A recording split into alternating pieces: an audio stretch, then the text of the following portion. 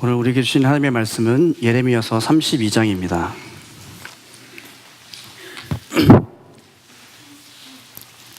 예레미야서 32장 36절부터 41절까지의 말씀을 제가 봉독하겠습니다.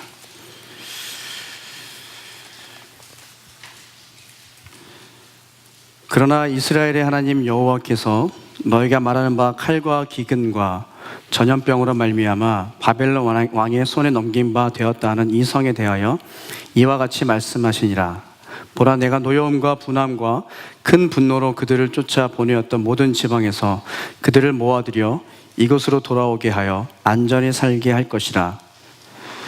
그들은 내 백성이 되겠고 나는 그들의 하나님이 될 것이며 내가 그들에게 한 마음과 한 귀를 주어 자기들과 자기 후손의 복을 위하여 항상 나를 경외하게 하고 내가 그들에게 복을 주기 위하여 그들을 떠나지 아니하리라 하는 영원한 언약을 그들에게 세우고 나를 경외함을 그들의 마음에 두어 나를 떠나지 않게 하고 내가 기쁨으로 그들에게 복을 주되 분명히 나의 마음과 정성을 다하여 그들을 이 땅에 심으리라.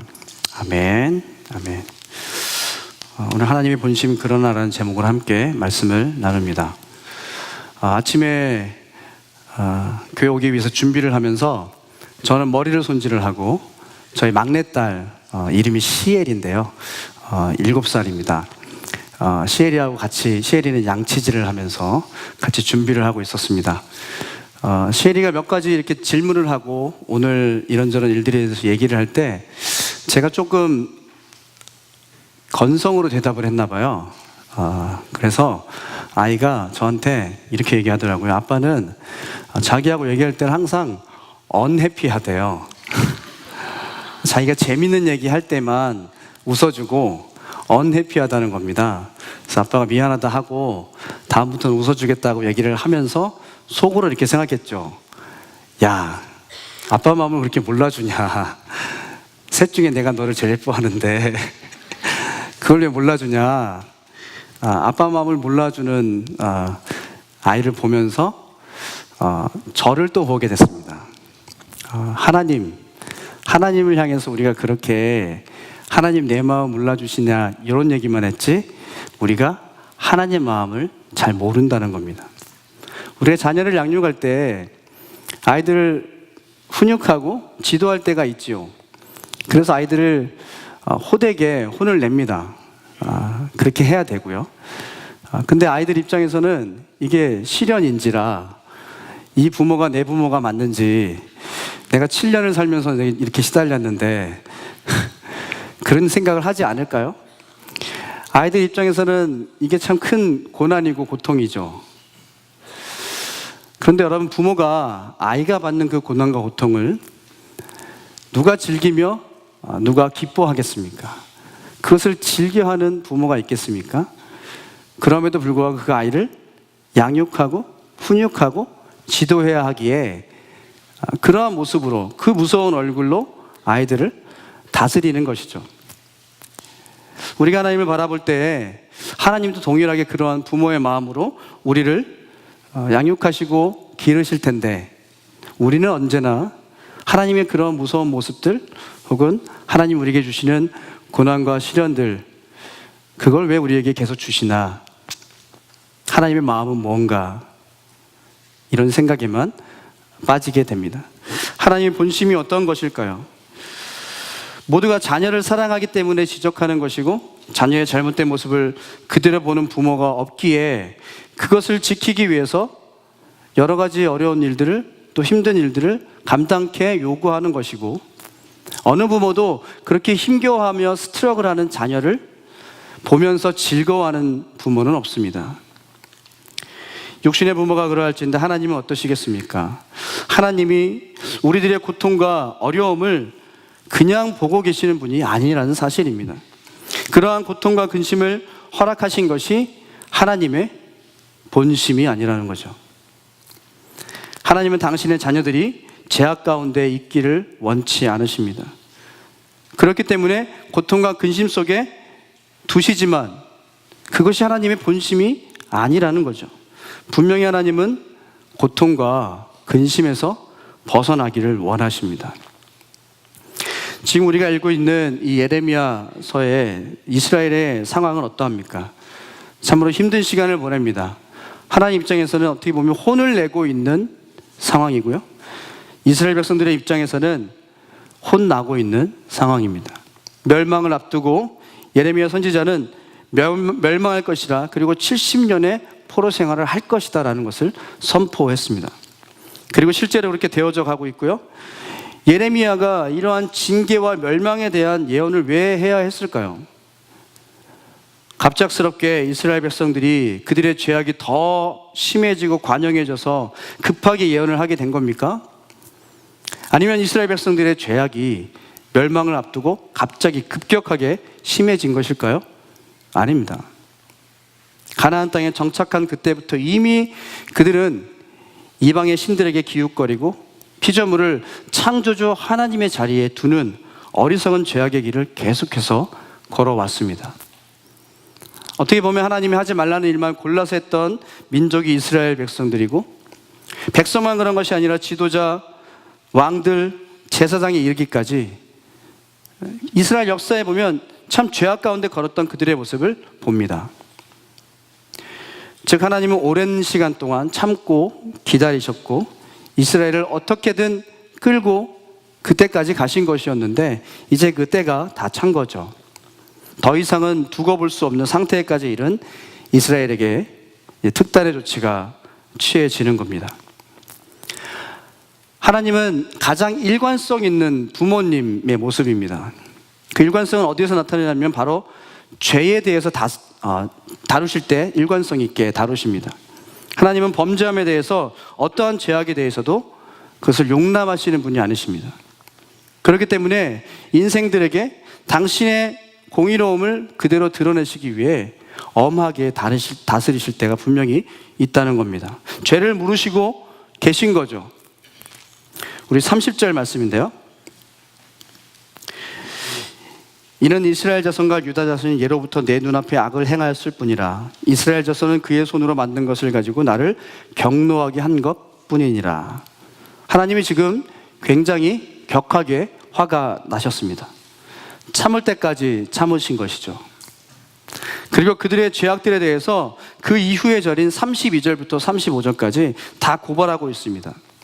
왕과 고관과 제사장들과 선지자들과 또 유다와 예루살렘 모든 사람들이 악을 행했고 하나님께 등을 돌렸다라고 표현하셔요.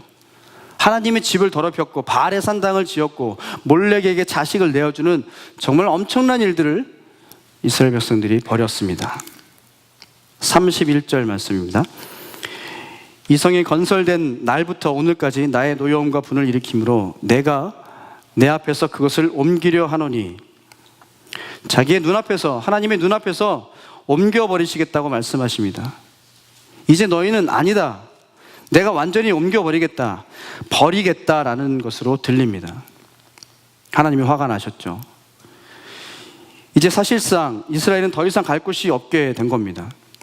자녀된 이스라엘의 입장에서 보면 이건 엄청나게 무서운 상황이에요. 집 나가라고 하고 있는 거죠.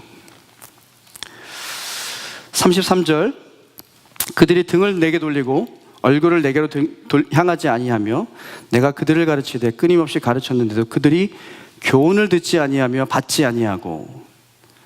하나님의 말씀을 듣지 않고 받지 않고 얼굴을 향하지 않고 등을 돌렸던 이스라엘의 모습입니다.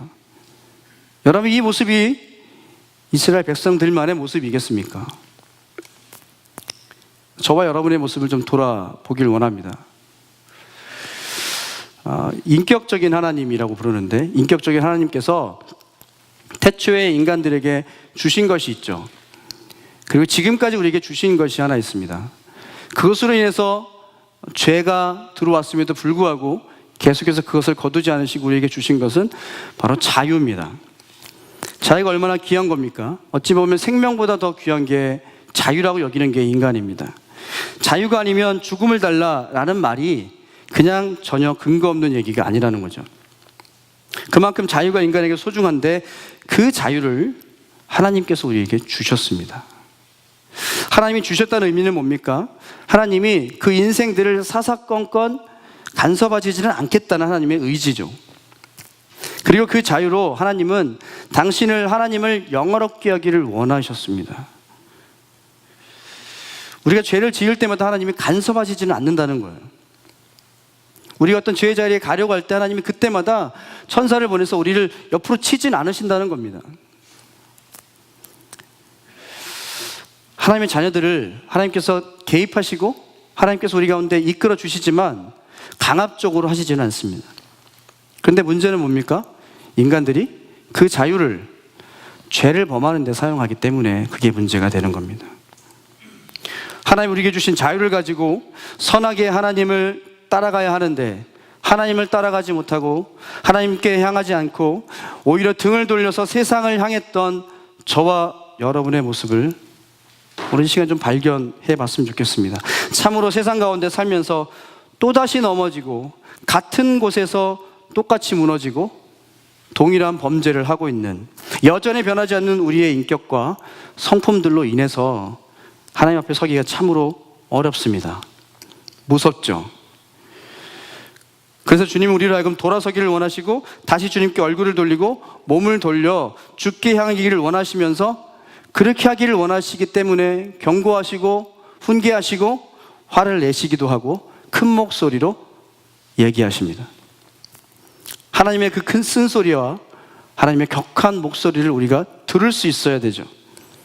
그것을 지금 우리에게 촉구하고 계시고 그렇게 돌아서야 하기 때문에 선지자를 통해서 이스라엘 백성에게 선포하셨고 오늘 저와 여러분에게도 말씀하고 계십니다. 삶의 어려운 문제와 고난 가운데 우리가 접해 있을 때 우리가 먼저 돌아봐야 될 것은 내가 죄 가운데 거하고 있는 건 아닌가. 우리 자신을 돌아봐야 됩니다. 점검해야 됩니다. 그리고 하나님께 대한 두려움과 경외함으로 돌아서야 됩니다. 징계가 무서워서가 아니라 진실함의 회개가 필요하고 돌아서야 한다면 돌아서는 자리로, 버려야 한다면 버려야 하는 자리로 우리가 나아가야 될 줄 믿습니다. 어리석은 죄악과 우리 삶에서 해결되지 않는 내 안의 문제로부터 정말 벗어날 수 있는 저와 여러분의 삶이 되시길 축원합니다. 하지만 우리 하나님 아버지의 마음이, 그 본심이 우리가 그렇게 그러한 고난 가운데 있고 우리를 평가하고 근심케 하고 포롭게 하는 그곳에 있겠습니까? 고난과 고통 속에서 스트러글 하는 것을 보는 것이, 그것을 보며 잘하고 있다라고 생각하는 것이 하나님의 본심이시겠습니까? 하나님은요, 이스라엘의 멸망을 원하시는 게 아닙니다. 하나님은 우리들의 망하는 것을 원하시는 것이 아닙니다. 우리가 회개의 자리에 엎드리며 생각하고 또 생각해야 하고 기억해야 할 또 한 가지는 우리의 고난과 고통 속에서도 분명히 하나님의 본심이 있다는 사실입니다. 우리들에게 주어질 그 소망이 있다는 겁니다. 하나님은 언제나 이스라엘 백성들에게 징계와 회개를 선포하시면서도 그들에게 소망을 동일하게 약속해 주시는 분이십니다.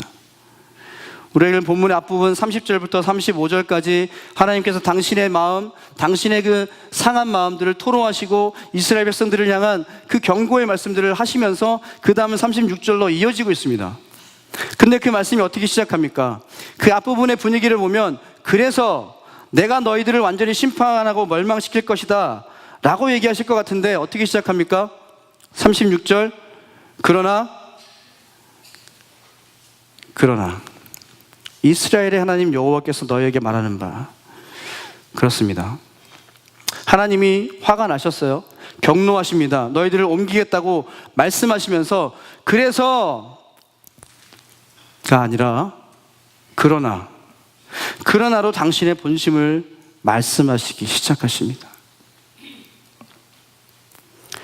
37절 말씀입니다. 보라, 내가 노여움과 분함과 큰 분노로 그들을 쫓아보내었던 모든 지방에서 그들을 모아들여 이곳으로 돌아오게 하여 안전하게 할 것이라. 아멘.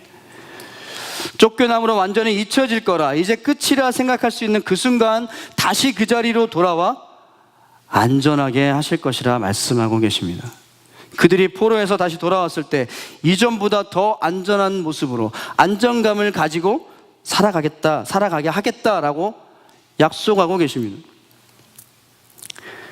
지금은 저와 여러분이 포로 생활 같은, 또 광야 생활 같은 그 삶 속에 있지만, 그 시간을 잘 견뎌내고 잘 따라갈 때 우리를 다듬으시고 또 우리가 소망 가운데 견뎌낼 때 다시금 돌아와서 하나님 안에서 안정감을 누릴 수 있도록 해 주시겠다라고 약속하십니다. 이것이 하나님의 본심이죠.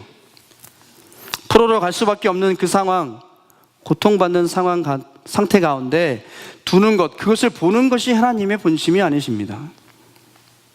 그러나 네가 그 시간을 보내고 돌아오는 것, 70년의 그 포로 생활을 하고 돌아오게 하신다는 그 소망을 가지고 견뎌내고 돌아와서 더 안전한 삶을 살아갈 수 있다라는 그 소망으로 살아가는 것, 내 안에서 안정감을 누리며 살아가라. 바로 이것이 하나님의 진심이고 하나님 중심에 있는 하나님의 마음입니다. 여러분, 기차가 운행을 할 때 터널을 지나갑니다. 터널 지나갈 때 어두워지죠. 어두워졌다고 해서 기차표를 찢어버리거나 기차에서 내리려고 하는 사람은 한 명도 없습니다. 그저 기관사를 믿고 이 어두움이, 이 터널이 다 지나갈 때까지 견뎌냅니다. 여러분, 아직도 어둠 속에 있다고 느껴지십니까? 우리가 아직 터널 속에 있다고 생각되십니까? 하나님의 약속이 여기 있습니다. 하나님의 소망이 여기 있습니다. 다시 돌아오게 하신다는 그 약속을 믿고 견뎌내십시다. 하나님의 본심을 아는 자들은 기다릴 수 있고 견뎌낼 수 있는 줄 믿습니다. 그런데 여러분, 잘 생각해 보십시오. 예레미야가 70년이 지나면 돌아온다라고 선포했습니다. 여러분, 이 선포를 들은 이스라엘 사람들은 와닿지 않는 사람들이 분명히 있었을 거예요. 왜냐하면 포로로 간 사람들 중에 10대, 20대만 있는 게 아니지 않습니까? 30대만 해도 70년이 지나면 이미 자신은 돌아올 수 없는 몸이 되는 겁니다. 70년이란 그 시간이 자기 자신에게는 아무 의미 없는 시간이 될 수도 있고, 그저 말도 안 되는 것으로 여기고, 그것이 소망이 안 되는 사람에게는 그들의 포로 생활이 비참한 포로 생활이 되었을 겁니다. 그러나 여러분, 70년의 그 시간을 말씀하신 이유는 뭘까요? 먼저는 그들의 자녀 세대들에게 주시는 소망의 말씀이겠죠. 그리고 또 한 가지는 바로 메시아를 통해서 이루실, 이 땅 가운데에는 유한하지만 하나님께서 이루실 영원한 나라를 바라보며 살아가라는 의미 아니겠습니까? 메시아를 통해서 이룰 더 안전한 곳, 이 땅 가운데 이루어지지 않더라도 더 안전하고 더 영원한 하나님의 나라, 그 영원한 나라를 바라보며 소망하며 살아가라고, 그리고 그것을 믿고 바라보고 소망하도록 우리에게 요구하셨고, 그 말씀을 붙들고 살았던 사람들이 분명히 있다는 겁니다. 그들은 절대 절망하지 않았을 것입니다. 이 땅에서 내가 위로받지 못하면 영원한 하나님의 나라에서 난 받을 수 있다라고 생각했기 때문에 소망 가운데 살아갈 수 있었을 겁니다. 여러분, 우리가 지금은 분명히 힘들지만 안전한 나라, 하나님의 영원한 나라에 들어갈 소망을 품고 살아갈 때 우리는 포로의 인생이 아닌 줄 믿습니다. 비록 포로 생활을 하더라도 이 말씀을 믿었던 사람들은 소망을 가지고 살았을 겁니다. 그들은 절망하지 않았습니다. 다니엘이 그랬고 에스더가 그랬습니다. 신부는 포로였지만 포로의 인생이 아니었습니다. 마음의 평안을 가지고 살았습니다. 이런 인생을 살도록 소망을 주시고자 하는 게 하나님의 본심입니다. 이 땅에서 이 고통과 슬픔을 두고 보지 않으시고 분명히 회복시키시겠지만, 그리 아니하실지라도 영원한 나라에서 주님 우리에게 주시는 가장 귀한 회복과 안식을 우리에게 허락하시리라 소망함으로 평강으로 살아가시기를 축원합니다. 세상에 끌려다니는 포로가 아니라 하나님의 나라의 백성으로 온전히 그 소망을 가지고 영원한 나라를 향해 달려가시는 우리 모두가 되시기를 축복합니다. 하나님의 본심이 또 무엇입니까? 우리 38절 말씀인데요, 그들은 내 백성이 되겠고 나는 그들의 하나님이 될 것이며. 아멘. 여전히 이스라엘이 당신의 백성임을 확인하고 계십니다. 등을 돌리고 얼굴도 향하지 않았던 이스라엘, 차라리 남의 자식이면 좋겠다라고 여겨질 만큼 속을 썩였던 이스라엘 백성도 여전히 내 백성이다 라고 말씀하시는 그 하나님이 오늘 저와 여러분에게도 말씀하십니다.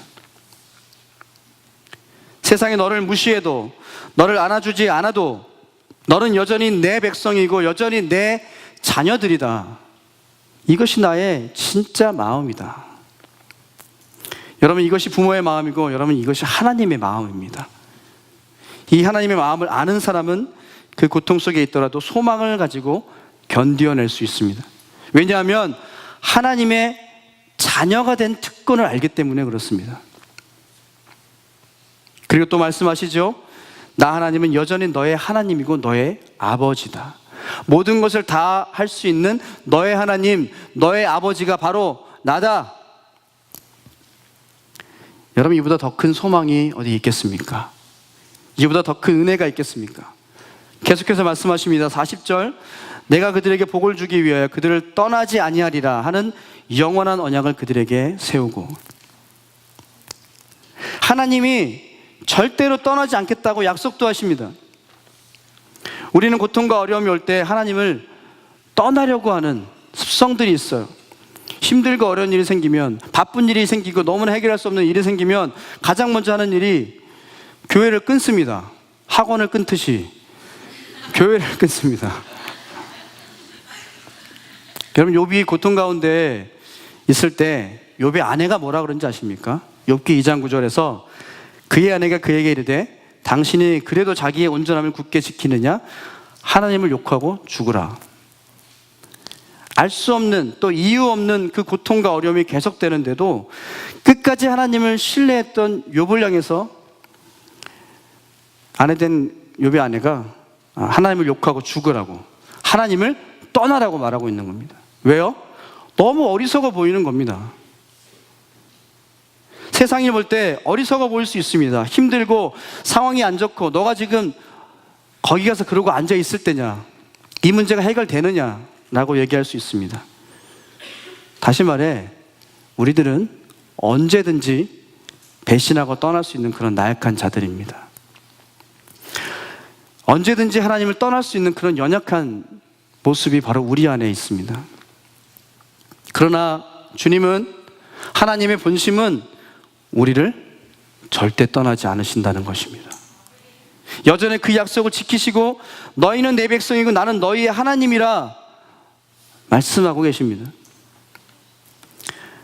박종호 장로님이 부르신 찬양 중에 그래도라는 찬양이 있죠. 송정미 씨가 작사하고 신성호 씨가 작곡했습니다. 네가 나를 떠나가도 그래도 나는 너를 떠나지 않으며 네가 나를 버려도 그래도 나는 너를 버리지 아니하리라. 네가 나를 사랑하지 않아도 그래도 나는 너를 사랑하며 네가 지은 죄 많으나 그래도 나는 너를 용서하리라. 네가 천하고 미련하나 그래도 나는 너를 받으리라. 여러분, 우리가 아무리 천하고 죄 많아도 주님은 우리를 용서하시고 우리를 받아주시는 분이십니다. 우리가 아무리 당신을 떠나려 하고 버린다 해도 하나님 우리를 떠나지 않으시겠다고 약속하십니다. 여러분, 이 작시를 하신 송정미 씨 아시죠? 뇌성마비로 평생을 사신 분이십니다. 저희는 그 고통을 다 모르죠. 그런 고통이 있기 때문에 이런 좋은 시가 나왔을까요? 아니요. 욥보다 더 여러 번 하나님을 욕하고 떠나고 싶은 마음이 없었겠습니까? 분명히 떠나고 싶었을 겁니다. 그 고통을 하나님께 원망하며. 그러나 이런 시를 지을 수 있는 힘이 뭡니까? 온 세상 날 버려도 주 예수 날 안 버려. 이 믿음이 있기에 가능한 것이 아니겠습니까? 영원히 떠나지 않으신다는 하나님의 우리를 향한 본심을 이 시간 우리 모두가 붙들길 소망합니다. 그렇기 때문에 예레미야서를 비롯한 민족의 멸망을 선포해야 되는 이 선지서들의 핵심 단어는, 가장 많이 나오는 단어들이 회개, 멸망, 저주, 죄악이지만 그거라기보다는 저는 그러나라고 생각합니다. 그럼에도 불구하고 우리의 범죄함, 우리들의 잘못들로 인해 생긴 수많은 어려움과 고통들이 분명히 있습니다. 우리가 감당해야 될 그런 내용들이 분명히 있습니다. 혹은 세상이 악해서 우리가 뜻하지 않았던 고통과 고난을 당할 수도 있습니다. 여러분, 그러나 우리를 향한 하나님의 사랑은 여전하다는 것을 우리에게 알게 해주시는 말씀들, 여전히 죄 가운데 거하고 쓰러지고 또 쓰러지지만 그럼에도 불구하고 여전히 너는 내 자녀이고 나는 너의 하나님이다라는 사실을 깨닫게 하시는 말씀들, 여전히 우리들에게 고난과 어려움들이 있겠지만 사방으로 우겨쌈을 당하고 포로가 되고 망할 것 같은 상황 가운데 놓여져 있지만 그러나 우리를 여전히 사랑하시기 때문에 그 고난과 어려움들을 허락하셨고, 그러나 그것이 지나가면 새로운 복을 주리라 말씀하시는 그 하나님의 마음이 오늘 우리에게 온전히 느껴지길 소망합니다. 우리의 죄악에도 불구하고 그럼에도 불구하고 여전히 우리를 사랑하시고 아끼시는 하나님의 본심, 그것을 우리가 온전히 깨달을 수 있기를 소망합니다. 우리를 향한 그 하나님의 본심을 통해서 우리가 한 가지 확인해 볼 수 있는 사실이 있습니다. 39절부터 44절까지의 말씀을 통해서 우리가 파악할 수 있는 하나님의 본심은 뭐니 해도 복입니다. 가장 많이 나오는 단어이기도 합니다. 하나님은 복을 주시겠다는 거예요. 우리가 잘 되기를 원하시는 하나님의 마음입니다. 복을 주시겠다. 여러분, 당시의 상황에서 이 선포를 들었을 때 그 이스라엘 백성들은 어떤 복을 생각했을까요? 여러분, 우리들이 힘들고 고통받는 이 상황 속에 있을 때 우리에게 복을 주시겠다라고 말씀해 주시는 하나님의 음성을 들었다면 여러분, 어떤 복을 주시리라 예상하실 수 있으시겠습니까? 이스라엘 백성에게는 포로가 되지 않는 거겠죠. 지금 포위당하고 침략당하는 그 문제가 해결되는 것일 겁니다. 전쟁에서 승리하는 것이 우리의 복이다라고 이야기할 겁니다. 우리는 어떻습니까? 우리가 생각하는 복이 있죠? 지금의 경제적인 또 물질적인 그런 문제가 해결되고 관계적인 문제들, 그 어려움들, 내가 원하는 것들이 이루어지기를 원하고 그 원함들이 이루어질 때 그것을 복이라 얘기하겠죠? 물론 하나님이 그것을 다 주실 줄 믿습니다. 그러나 어느 때에는 하나님께서 생각하시는 복과 우리가 생각하는 것이 다르다라고 얘기해 주십니다. 하나님은 지금 포위당하고 침략당하는 상황을 모면하고 전쟁에서 승리하는 것, 세상에서 볼 때 성공하고 물질적인 또 가시적인 성공을 거두는 것도 복일 수 있지만 그것만은 아니다라고 우리에게 말씀하고 계십니다. 39절과 또 40절 말씀 제가 읽겠습니다. 내가 그들에게 한 마음과 한 길을 주어 자기들과 자기 후손의 복을 위하여 항상 나를 경외하게 하고 내가 그들에게 복을 주기 위하여 그들을 떠나지 아니하리라 하는 영원한 언약을 그들에게 세우고 나를 경외함을 그들의 마음에 두어 나를 떠나지 않게 하고. 여러분, 하나님이 주시고자 하는 복이 무엇이겠습니까? 다른 게 아니라 하나님을 경외하는 자리에 그들이 있도록 하는 것이 그들에게 복이라는 겁니다. 다시 돌아오게 하시고 회복시키시는 것을 복이라고 생각하고 그것을 물론 허락하십니다. 그러나 가장 큰 복은 하나님을 경외하는 것, 하나님을 하나님으로 인정하는 것, 다시 말해 우리와 하나님의 그 어그러졌던 관계를 올바른 관계 가운데로 회복시키는 것. 죄인된 우리가 할 수 없는 그 일을 하나님 당신께서 해 주셨죠. 그것이 바로 복음의 사건 아니겠습니까? 그것을 통해서 영원한 구원에 이르도록 하셨다는 그 사실을 온전히 인정하는 자리, 바로 그 자리가 복된 자리인 줄 믿습니다.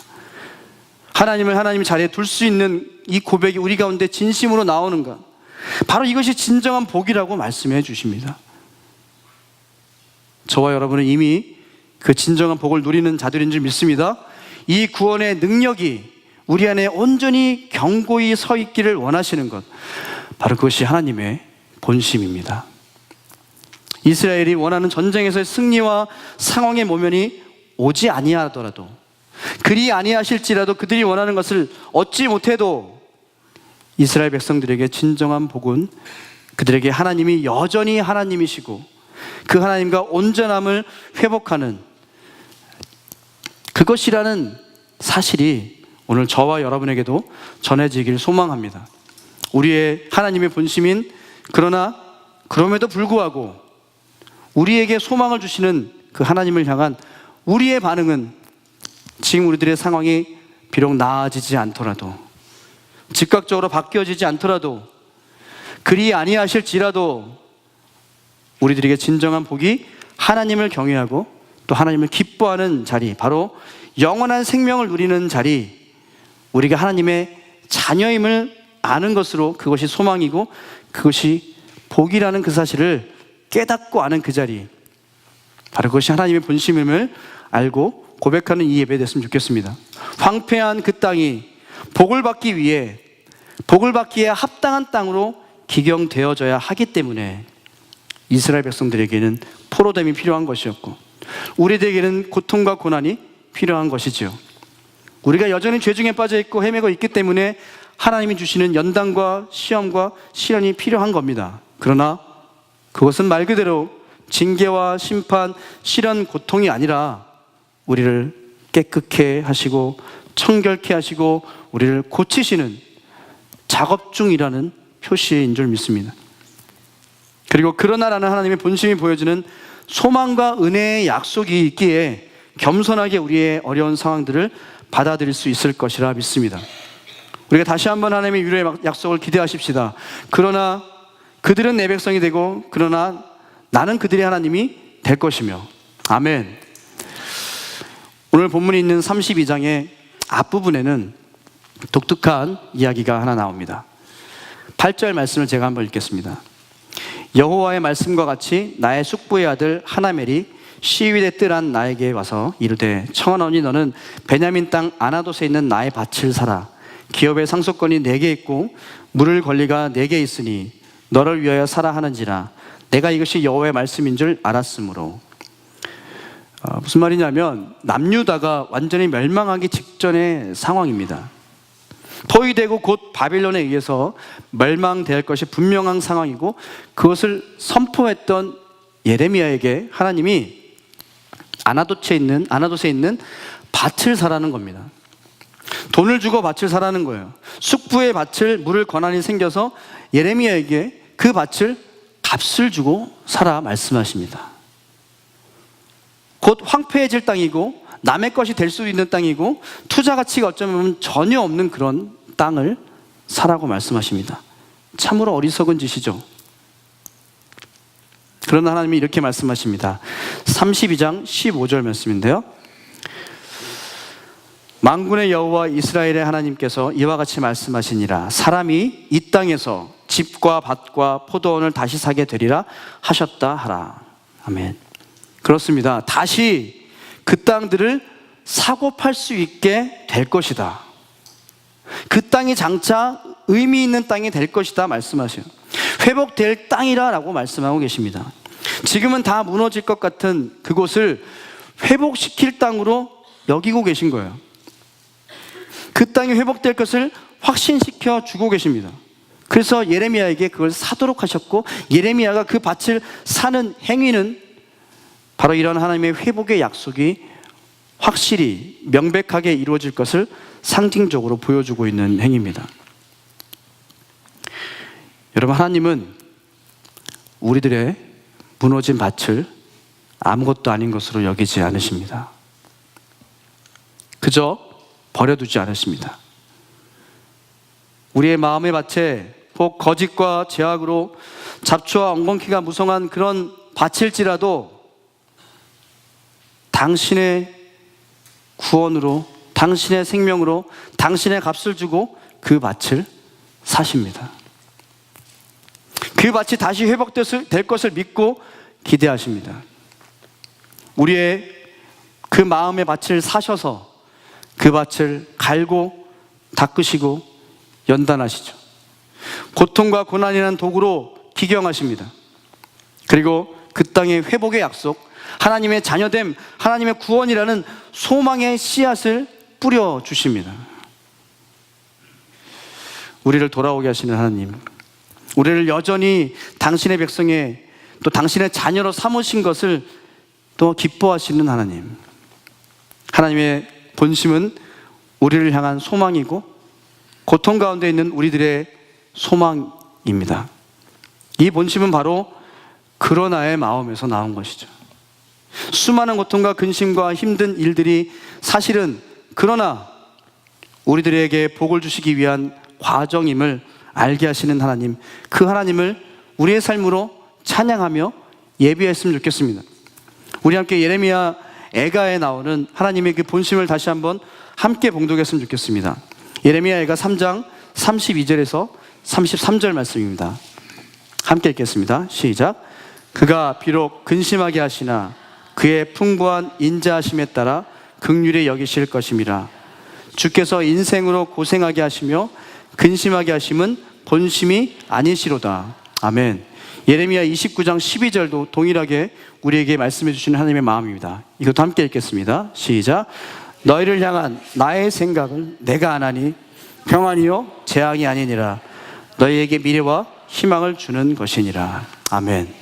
그럼에도 불구하고 우리에게 미래와 희망을 주시고자 하는 것이 하나님의 본심입니다. 여러분, 우리 자신을 돌아보며 겸비합시다. 돌이켜야 한다면 돌이키고 잃어버려야 한다면 잃어버립시다. 떼어내야 한다면 떼어내버리고 포기해야 한다면 포기합시다. 버릴 것을 버리고 포로된 자로 살아간다 해도, 내가 원하는 그 복을 지금 채워주시지 않더라도, 그리 아니하실지라도 하나님은 여전히 우리의 하나님이심을 약속하시는 그 하나님을 소망하며 붙들고 견뎌내고 인내하는 우리 모두가 돼서 우리의 무너진 것 같은, 또 저주받은 것 같은 그 밭에서 다시 부어주실 그 은혜를 소망하고 기대하며 또 경험하며 하나님의 온전한 복을 누리시는 저와 여러분의 삶이 되시길 주님의 이름으로 축원합니다. 아멘. 우리 말씀을 기억하면서 함께 기도하겠습니다. 네가 나를 떠나가려 해도, 네가 나를 버리려 해도, 네가 나를 사랑하지 않아도, 여전히 지은 죄가 많고 미련하나 그래도 나는 너를 떠나지 않고, 나는 너를 버리지 않고, 너를 사랑하며 너를 용서하며 너를 받겠다 말씀하시는 우리 아버지 되신 하나님의 마음, 주님, 그 본심을 우리가 알고 소망 가운데 우리 이 땅을 살아갈 수 있는 우리 모두가 되게 해 주옵소서. 여전히 해결되어지지 않는 그 문제와 아픔과 고통과 고난이 있지만 그것이 해결되어지는 복이 아닌 영원히 하나님의 나라에서 하나님이 하나님 되심을 인정하며 하나님을 경외하고 주님을 의지하고 따라가는 바로 그것이 우리에게 주시는 참된 복임을 이 시간 모인 우리 모두의 마음 가운데 심겨주시니 감사합니다. 우리의 이 추악하고 죄 많은 마음밭을 사신 주님, 그 밭을 사셔서 고통과 아픔으로 기경하시고 이제 당신의 놀라운 생명의 씨앗을 뿌려주시니 감사합니다. 회복되어질 것을 믿습니다. 그 하나님께서 우리를 붙잡아 주실 것을 믿습니다. 당신의 나라에서 당신의 자녀를 온전히 살아가게 하실 것을 믿습니다. 주님, 그 소망으로 우리의 이 땅에서의 삶을 포로된 삶이 아닌 하나님의 자녀된 삶으로 바꿔 살아가는 당신의 자녀들이 되게 하여 주옵소서. 하나님의 본심을 믿고 붙들고 살아가길 원하는 우리의 마음 가운데 주님, 평강과 위로와 화평을 이루어가 주시옵소서.